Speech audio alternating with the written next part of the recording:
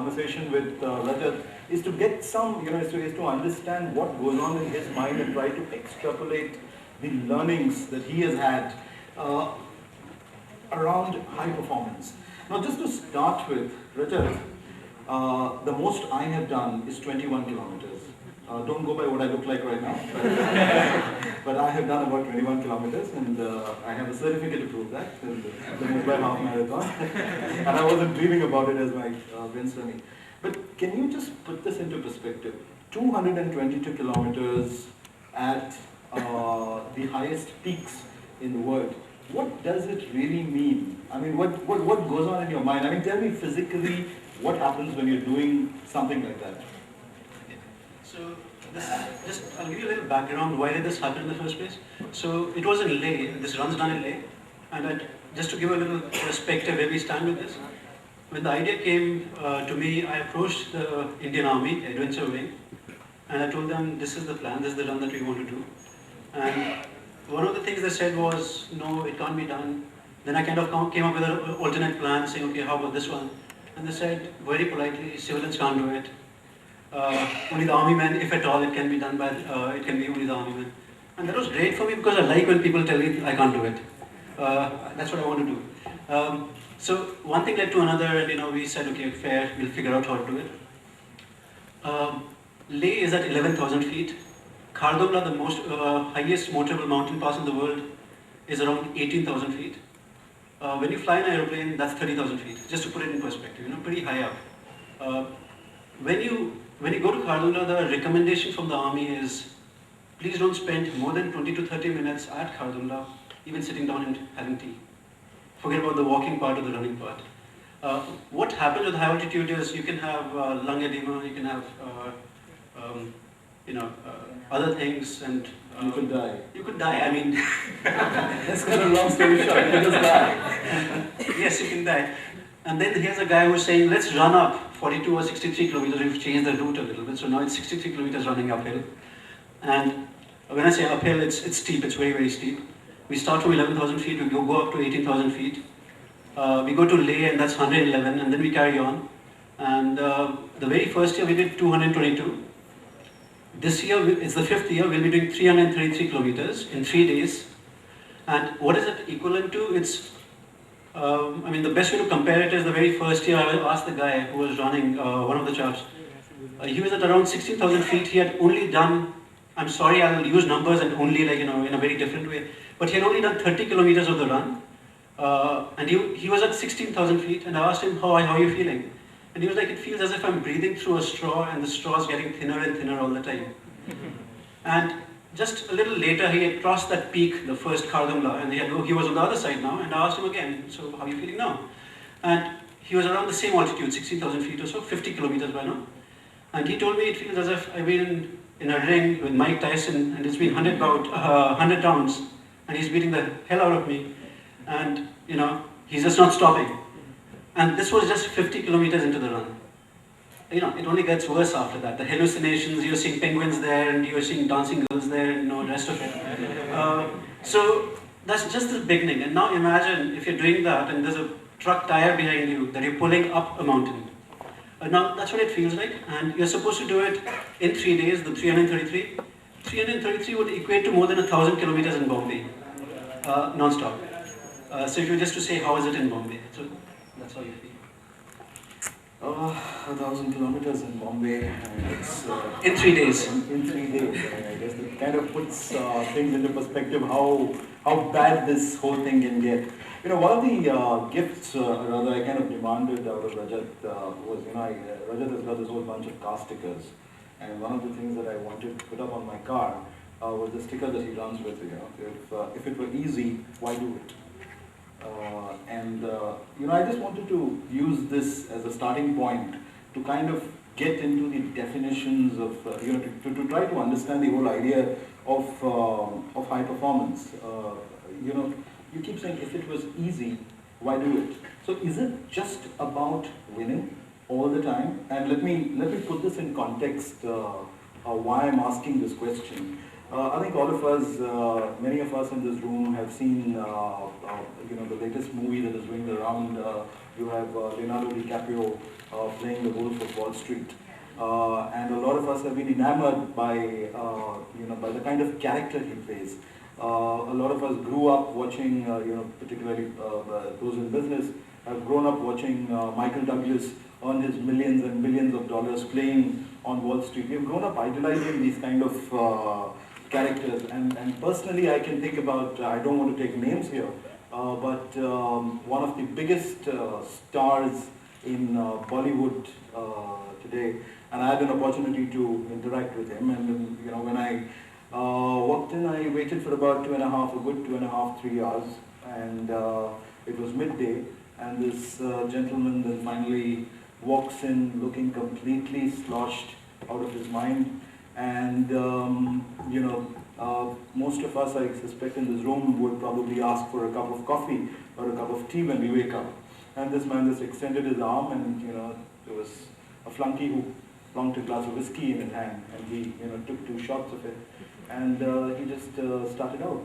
And that just kind of perked him up, and he was ready for the day, and he talked to me as if nothing was, as if everything was fine.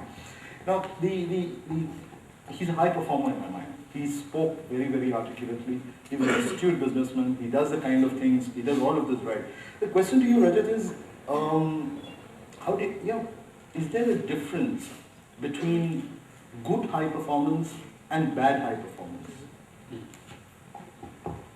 And how do you, is it just about being the absolute best in your chosen field?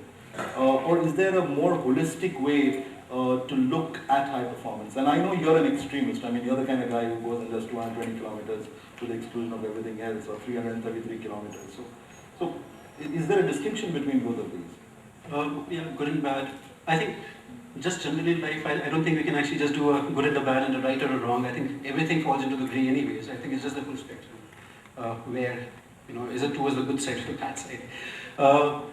So, I personally, even though I've been involved in it, Olympic as a movement, I think it's about winning at the end of the day. It's about winning at any cost. When you have corporates involved, like a Pepsi and a Coke, you have to win.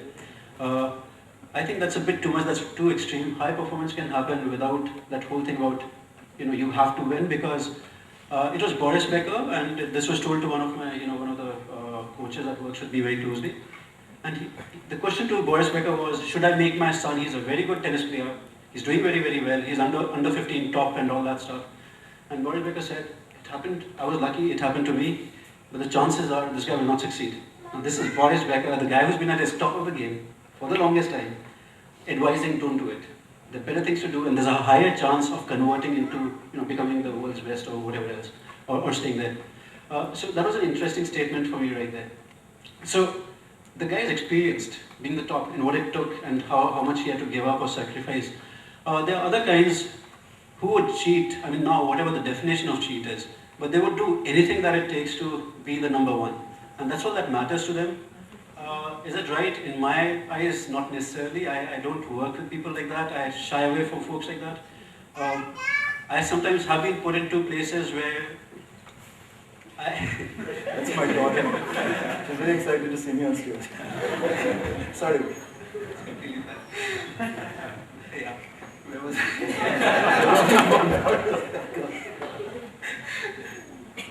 Yeah. So that's fine if it's about winning, it's good for them. Because in Olympics what happens is you're spending a 15 years of life to win that medal, and probably your life, normally an Olympian's life is one Olympics actually. Majority, it's not to the second Olympics that they go to. So they're just kind of peaking at, for those 2-3 years, that's the plan for them. Trust me, they don't, most of them, relationships, the families, everything around them, they're just trying to get to the top. Is it intended by the family as well to get them there? Sometimes yes, sometimes not. Should that be the way? I don't approve of it personally, but people do it. Again, if you're talking about whether it's in the corporate world and all that, just doing to get to the top again, is that right? I don't approve of it personally. To me, with this event, it's very fascinating the kind of people running, ultra running, actually attracts. They are more rounded people that I end up actually meeting. They are guys who are doing against conventional wisdom. They are going against there's advice from the army, from the doctors, from everyone else saying, don't do it, you could die. And they come along and they still do something like that. And the successful businessmen, one of them is a 62-year-old guy who's run with us twice now. There's a lady who's a homemaker, 48, 49 years old, she's done it. These are people who otherwise have a very successful, very, very rounded, life otherwise going on for them as well.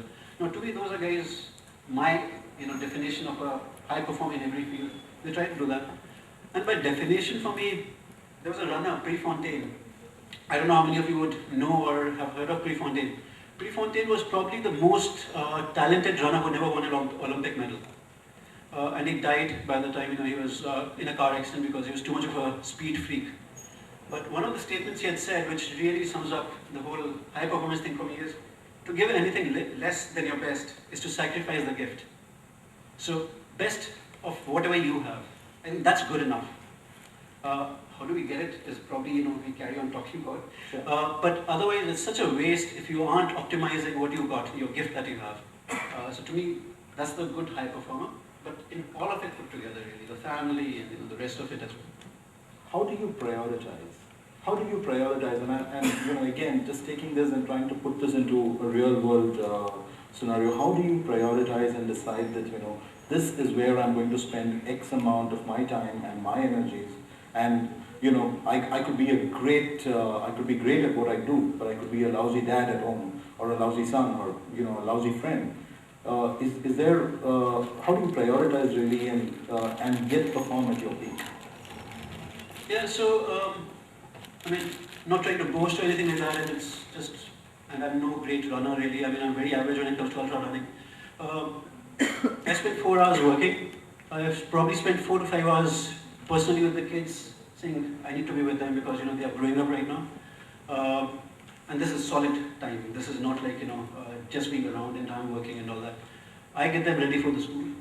My wife is a principal, so she is the one who leaves very early, comes very late, and all that stuff. I write a pet, article here and there for Mint or for Hindustan Times or whatever else. So I write as well, and I've kind of said, okay, I'm comfortable doing that. In all of them, I think I'm just not an average guy. I think I kind of a little better than average in whatever I'm involved in, and I've decided that's very okay for me. That's very comfortable for me. Having said that, again, sometimes when you're prioritizing, when you're trying to say you need to excel at something, at times you need to say, okay, you know what, I'm going to spend my time being at the peak of this for next 3 years, next 5 years or something like that. And the family or other things have to actually be understanding in it as well. On Sundays I run 6 to 7 hours at times, and my family is very comfortable that Sunday Rajat will be missing, he'll probably come at 3, but the rest of the week he was there. So it's not a one-man show actually. It's the whole environment that has to kind of understand what you need when. So it's more about that. Okay. Let me just shift gears a bit, Rajat, on this. And want to draw some sporting analogies that we spoke about earlier today when we were conversing. When it comes to high performance, you had made this point that this is not something that you can sustain for a long period of time, particularly when it comes to sport. But when it comes to real life, you need to perform over a much longer period of time, 10 years, 20 years, 30 years, whatever the case may be. In your experience, what is it that takes to sustain performance over a long period of time? I'd really appreciate it if we could, if we could go back to the discussion we were having earlier in the morning today about, Sachin Tendulkar, who goes to play on for, and score 100 centuries, versus runners who come in from, long distance athletes who come in from Africa and are focused just on to the exclusion of everything else on a medal. What is it that differentiates these two kinds of athletes, and what are the lessons that we can derive from them? So, just a disclaimer, I'm no big fan. I like cricket because all of us have played cricket, but not a massive, crazy fan about it actually. Having said that, Tendulkar's been a great study case, and it's been an amazing one. And I'm not talking about the god Sachin, I'm just talking about the player Sachin here. His partner, who with him scored the highest score for the school that they were playing together for, Vinod Kambli. It's a great one first comparing those two guys, how they were and who's a bigger champion and all that. Kambli scored his double centuries before Tendulkar, even touched those things. Twice he had actually scored them. And what it takes to excel in anything that you choose is not so much about are you talented enough. There's a lot of things that actually have to fall into the right place, and it's then lottery kind of a system saying, okay, who wins it? So both guys, same school, same class. Probably one had failed, one hadn't failed, or something like that, or both had failed together, something on those lines. And the one chap actually scores 2 double centuries, and then does not carry on with his career the way it was actually going earlier. Whereas Tendulkar carries on with it. Now, this is going back to even education.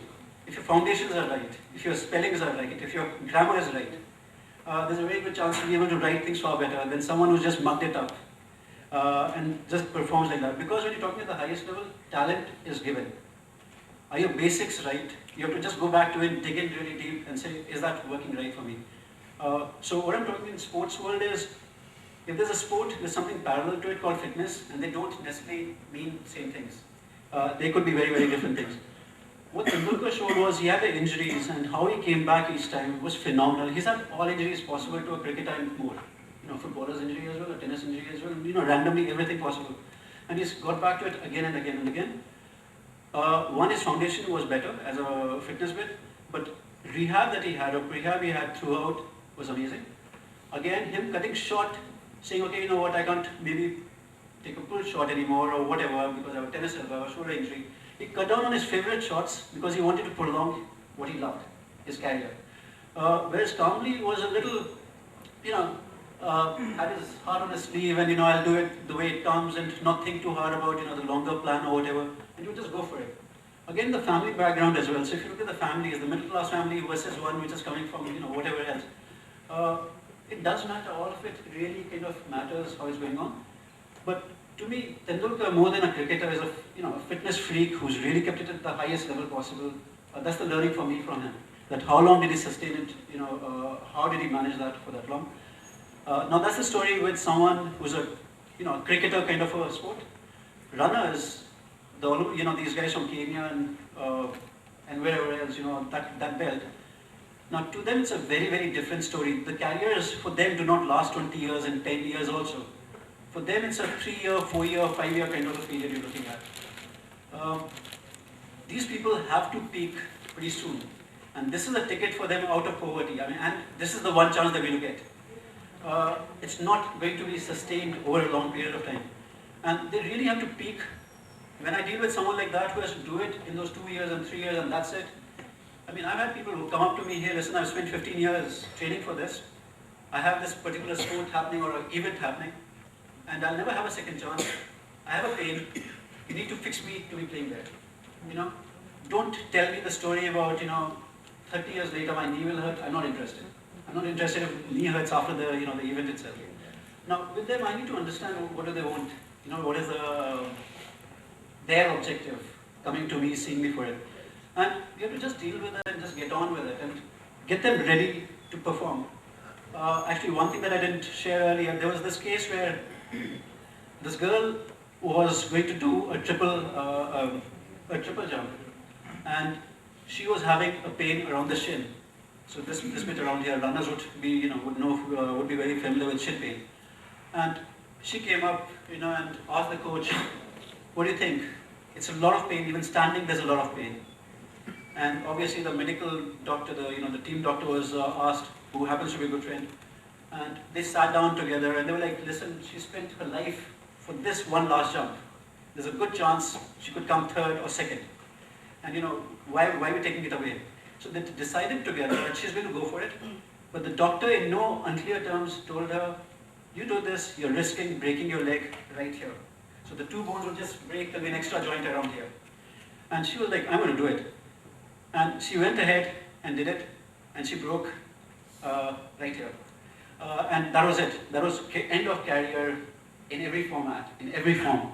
But it's a collective risk you have to actually take at times. So it's one of those things that team needs to understand what you're trying to do with it. And that's what was decided that day. And this guy presented it during one of the conferences. He was like, "This is what I've done, and I'm not going to shy away from it." But it was a collective decision that was taken, keeping the athletes, mind in picture, like, saying, okay, this is what we want together. So Rajat, until now, just hold the thought for a moment. We'll just come back to this, but there's something I just want to raise with you. Until now, what you've been talking about is the physical part of it, the handling, the pain part of it, right? We just had Federer and Nadal play, all right? And it broke my heart to see Federer lose out to Nadal. But the odds were stacked. You made the point. You made a couple of interesting points there. Can you just go through what happened during that game? What was going on in Federer's mind? Because you had a ringside view of what happened. And why did Federer actually lose the game? And why is it that Nadal could hang on in there? In spite of the fact that, like you mentioned, that Nadal was playing with a blister in his palm. So I don't know how many of you know this, but Nadal had a big blister right here. So it was a very interesting interview that he had given after the quarterfinal. He lost in the semi-final. Federer lost in the semi-final to Nadal. So the interview, he was basically saying, pain, I don't care. Don't worry about it. I'm completely fine with the pain aspect of it. The problem is the racket hits right there, where the blister is. And if I have a tape over it, my problem is I'll not be able to feel the racket enough. So that's very important. You have to have the feel of where the racket is. It's an extension of your body. Suddenly when the tape comes in between, it's not an extension anymore. That was a big deal that was going on. Now, obviously Federer heard that interview. It wasn't that he didn't. But the point is he had lost to him like a million times as well. There's an interesting, that cycle story that I was talking about. There was a research that was done, and just trying to make it easier for, like what was going on in the head. There was a research done on cyclists who were trained over a month of what the actual test was going to be. And they were trained for a 4-kilometer sprint. Okay, so they were made to sit on a stationary bike, and they were to race themselves. So on the screen, they had an image of themselves going at a particular pace. And that was supposed to be whatever they had ever done before, but slightly slower than that, like a 2% or a 5% lesser than that. So they started racing against themselves. And they knew they were slightly, that guy they could see was slightly slower than their own best pace ever. And all the guys who were in this experiment beat themselves. And after that experiment was done, obviously it was the saddest scientist who was doing this, someone like me, came up to all the cyclists and said, you know what, I just cheated there. The guy that you were racing against was actually 5% faster than your own pace. And you beat that guy, congratulations. And then he said, I'm going to again mess around a little bit more. Now I'm going to make you race against yourself. But this time, whatever you will see is slower than you by 5%. So he's told the guy, this time it will be slower person that you are racing against. So when they cycled with this one, you'll be surprised, or not surprised, 50% of them quit halfway through. They said, we've had enough. It's too exhausting and all that stuff. We are too fatigued and all that. And whoever actually finished slower than whatever, that guy on the screen was saying. Now again, as I said, sadist like me. So what had happened this time was, it was the reverse. They had not actually increased the pace. They had not increased it, they actually had slowed it by 5%. So they were racing against someone who was actually slower than them, and they still stopped. So it was such a mental game that was actually going on. Now, Federer, exactly that. He was playing a guy, anyone else probably would have beaten Nadal in the semi-final. Not Federer, because Federer has constantly lost to the guy again and again. Had he covered Nadal's face, had he kind of done his, face mask, whatever, Federer had a good chance of beating him. So it's a very interesting one the way it went about, because at the highest level, even 1% difference between the two guys makes a major difference. It's 1% massive, mega. So it was more a mental one, it wasn't physical at all, because again, I'm a big fan of Federer. I think this was the last chance the guy had, and he just blew it up. So I was very disappointed as well. Yeah. At this point, is there any question anybody has in their minds? Yes, I'll take one question at this point before we move on to the next one. So how long do you sleep when you reach the peak? How do you sleep? What is your eating timings? And how do you practice, condition and prepare yourself for this? Thank you very much for that question, because this was very much on my list of questions to ask, because it's a very, very controversial subject. And let me just add to that, Rajat, because it has always been spoken of that sleep, adequate sleep, is one of the prerequisites for high performance and high performers, which is on the one hand. And then on the other hand, we have real life situations where the so-called high performers, take a great deal of pleasure and joy in, they hardly sleep. What I know the school you come from, and you think sleep is overrated, but can you put that into perspective for us? Okay, so fatigue or it's very interesting. So there's a whole school of thought that fatigue is at a subconscious level. It's actually not a conscious thing. It's not physical. Actually, it's beyond that actually happens. And sleep it's not so much about the duration. It's more about quality of sleep. That is far more important. So it does not matter if you're lying around, jumping around in the bed for 10 hours. If you had for 5 hours, it's good enough. And sometime back, actually, I'd done a piece on siesta. So sleeping after food or lunchtime types and all that. How well it works, just that power sleep for the 10 minutes and the 15 minutes, how powerful that really, tiny little bit is, rather than the 9 hours and the 10 hours that people do. So that's one aspect of it, that it's kind of overrated on that. It's more about the quality than the quantity types. So that's very important on that. Let me just interrupt you Yeah. here. If you were to put it, if you were to quantify it, 5 to 6 hours. 5 to 6 hours, so you think 8 hours is overrated? 5 to 6 hours of quality sleep. But yes, I think 5 to 6 is good. Okay. Yeah. Again, 5 to 6, I'll just add to this. I mean, this is one of the conversations we were having earlier. People who exercise, so we always complain. Most people who come to me for, hey, I don't have enough time to exercise, and you keep telling everyone to exercise. People who exercise sleep better, and suddenly they have more time for the rest of the things to do in life as well. That's because the quality of sleep is better, and they've slept lesser, actually, funnily enough, rather than longer. So it's again, how much have you been working, using your body properly, kind of a thing. And suddenly that might make sense. And runners, I mean, really, 7-ish hours, great. 6 hours, very good, kind of a thing. They would, back that up, or other sports people as well. Is that okay, or should I go? Fair enough.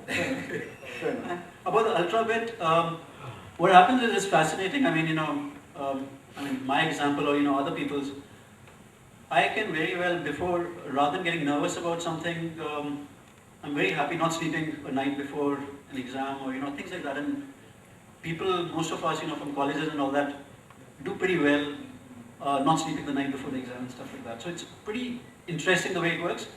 Also, when ultra runners, very, very fascinating is these guys are capable of running 36 to 48 hours non-stop. So without sleep, 2 nights, no sleep, it works for them. Now, when you're working on that, you're working on a very different plane suddenly. Again, that subconscious fatigue, that's what I was actually mentioning about that earlier. You just go into a zone. The way Tendulkar would be on his crease and saying, well, you know what, I don't care past, I don't care future, this is where I am, I need to focus on it. You zone into it. Now, I run with friends and who I pace and coach a little bit and all that. So these guys do half marathons very regularly. And I'm sorry, but I'm not trying to boast again, but it's my examples, I'll go ahead. It takes me 20 to 30 kilometers to warm up and get into my zone. And the thing is, then I'm good. You want to do a 4.5 minute kilometer pace with me, I'm all good. So 13, 14 kilometers per hour, I can keep it for a while, for a couple of I months. can vouch for that because they regularly text me, do you want to just join me for a easy peasy 21 kilometer run? So the point really is, all of us have these zones where we can get it to, and point really is, it's not difficult. If you've been doing it for a while, all of us can get to that. It's like meditative state. I mean, someone's been doing yoga, whatever. After a while, you get to that. That's exactly what happens with these ultra runners as well. Now, there are 2 schools of thoughts in ultra running. One is saying, keep at it, do not sleep, you're losing time. Someone like me actually would contradict that and say, you know what, if you were to listen to me, don't do that. Rest for the 4 hours or 3 hours that you can sleep. Come back stronger, and then carry on with it. So people tend to do that, but then there's that other school that will only sit for 10 minutes and 15 minutes and carry on. About the food, what happens is, it's a very interesting one. What do we do at high altitude about food? When you do physical activity anyways, you're supposed to be utilizing calories which are like 3 to 4 times more of normal guy would. Now you're at high altitude, you need more carbohydrates and stuff like that actually, funnily enough. The problem at a high altitude is, when you're there at say 17,000 feet or 16,000 feet, your body is kind of trying to decide what you want to do in life. Do you want to be alive? Do you want to move? Or do you want to eat food? So if you're there, first thing is prioritizing. So the blood goes to the brain saying, okay, you know what, good idea, stay alive. And then you start moving, and now you confuse the body a little bit. So the blood is rushing to the muscles. And it's a little lesser here, it's a little more to the muscles actually. And now then you say, hey, let me have a sandwich. Okay, now the body is saying, listen, what's up? What do you want? Do you want food or do you want to be alive? And what it does is, because gut needs a lot of blood to digest food. So what it does is, the body decides, I think living is important, food is okay, it'll come later, type of a thing. If I'm alive, I'll probably have another sandwich anyways. So it throws out, you throw up whatever you eat. Now that's a funny one because you need to carry on still for the next 300 odd kilometers, so how do you do that? So the trick is, you sit down, you have it, then move. If you keep moving, it doesn't work. So that's a tricky one that the runners there can't figure out still. So the guys who sit down and eat, they work well. Now again with ultra running, the trick is you keep eating throughout, you have your gels, your bars and all that stuff. But your meals need to happen, your lunches need to happen at a proper time, your dinner need to happen at a proper time. So those are done by us. So those are in place. And again, the people who are participating in our run, they're not really, regular chaps. They have done ultra running for a while. They know their stuff. Okay, Rajat, let me pull you out of the hardcore running bit. Yeah. I just want to to get you to extrapolate the lessons that you had from running that the rest of us who can't do 222 kilometers on any given day. So, at what point do you decide to call it a day? When you're performing at your peak, when do you say that enough is enough? And the classic example that comes to mind once again is Sachin Tendulkar. I think all of us thought of him as God, and then as he was approaching his 100th century, everybody in the media, all of us were saying that, why is this guy still hanging on in there? He's past his prime. He should have gone out gracefully. People talk of, bring up Anil Kumble as an example, Rahul Dravid as an example. They went out with, but Tendulkar, people were paying for his blood really, and it was almost a relief to see him go. So, from a high performer's perspective, what is that cutoff point when you said, okay, I've had enough, let me go out in grace? So see, high performers, the problem is they are addicted to it. Okay, they live on that. So now again, we need to separate out the two guys. The Tendulkar, who did amazing at cricket, and the 100 centuries and the rest of it, and probably there's no one better ever, will never be, kind of a thing. But then the guy, did he take the right decision to quit at the right time? Two different people, and it's very important to separate that out. Again, we need to understand high performers can very well have that identity of, split identity almost, can happen at times. Almost all of them do actually have that. So I think it was delayed anyways, but they're so addicted. It's not so much about the crowd, it's so much about, because it's sold out anyways. The point is, it's not about how loud you are as a crowd, it's about being on that 42 yards. He's addicted to it. It's very tough to call it a day and all that. And sitting on the outside, it's easy for us to say that. So if it is to be his call, he should have taken a call earlier, sooner. But what he was betting on, as far as I'm concerned, he was betting on when is the next century coming. And if next century is coming right around the corner, maybe I can extend it for a couple of more years. I think that's what he was betting on actually. Obviously it didn't work. So that's the thing. Again, the running part, it's a tricky one because you have that all the time in ultra marathons. I disqualify people if they're late to a point by 6 minutes and they spent 8 months training for it. So I can again be a sadist on that. You have to do it. On that it's a different story because I'm there looking for longevity of the running. Because otherwise I'm looking for simple death, if I mess around. So there are two different stories that we're playing around with here. So there is one part about you knowing when it is time for you to stop. The other part that comes to mind is how do you choose your coach, and when do you know that you have outgrown your mentor and it's time to move on? Yeah, perfect. So it goes back again, you can't separate academics versus the sports. It's teachers as a teacher kind of a thing, or a coach as a coach. So someone who's a great teacher in nursery does not necessarily have to be the best teacher in 10th standard and 12th standard. So people have done an amazing job of foundation and stuff, but when nuances were needed, did they contribute enough? So the thing is, to me, if you are inside your comfort zone and your mentor is not pushing you to your outside your comfort zone, to me that's not a good mentor. When you're born and you don't cry, they whack you on your back, so you need to be crying. So that's a very, very important one, because that's an effort. And that's what's very, very crucial. Getting out of the gravity bit is again an effort, so outside of your comfort zone. So it's your call. You soon enough learn, are you in your comfort zone or not? And soon enough, when you see the coach is not pushing you hard, you need to be changing your coach, and that's the coach's job, to train you how to be looking for the next one. Tricky one, it's not easy because a lot of people have actually lost out on it. Some very, very good people have just stuck on with their original plans, original coach. So a little tricky.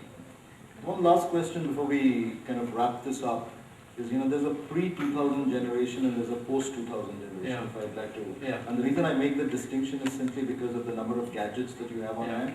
I mean, as we are sitting through the session, if I were to be sitting there, I know yesterday as I was sitting, I was tweeting, and there are a whole lot of distractions. How do you focus your mind as an athlete, and what lessons can we take from there? I think technology is here to stay, right? I mean, we need to kind of use it in our favor. So what I'm really talking about is like an Xbox. Can it be used in our favor rather than saying, okay, it's nothing? Versus a game on this thing, iPad. So that's very important. Use technology to get people more active. And again, I like to do that, the whole pre-2000, pre-post kind of a thing, dividing the whole human society on that. What's happening is they are far more sedentary. They're sitting a lot more.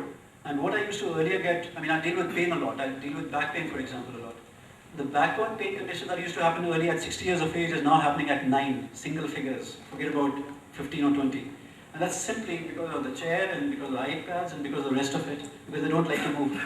My 8-year-old kid is more, happy using the iPhone and the iPad and all that more than me. They're just born with it. We just need to get them more interested, use the technology to get them more physically active. That's the only way about it, really. Thank you, Rajat. Thanks, Chauhan. Thank you.